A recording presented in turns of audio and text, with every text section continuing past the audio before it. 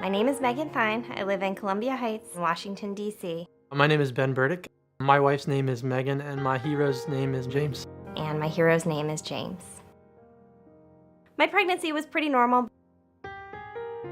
As soon as he was delivered, we knew something was wrong.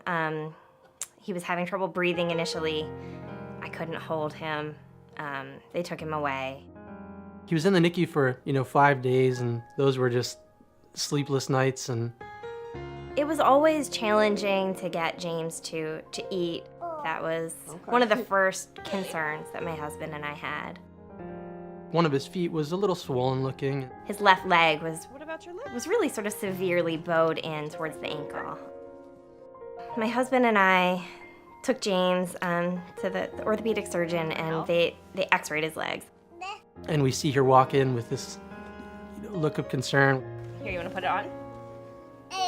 She told us that James had a really rare condition. The tibia bones in his legs and his lower legs, they don't grow or heal properly, and they're really easy to break. Come on, you got it. Having it in both legs is, 1 in a million.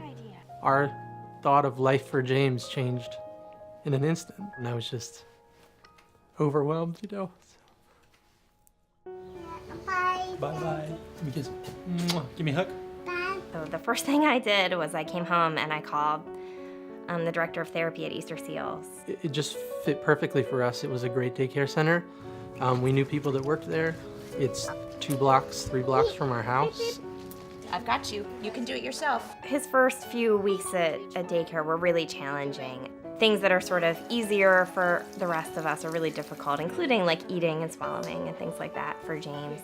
He was immediately put on an NG tube, which is a tube that goes through your nose to your stomach so that he didn't have to work to eat. The overwhelming feeling that I had was just complete helplessness. It's really a struggle to not be able to take care of your child's basic needs. Up. The neurology doctors had recommended, well, let's do an MRI of the brain and let's just see what's going on. They started to see some tumors that were already starting to impinge on his spinal cord. All right. After being hit with everything else, that was just one more thing that we just couldn't believe.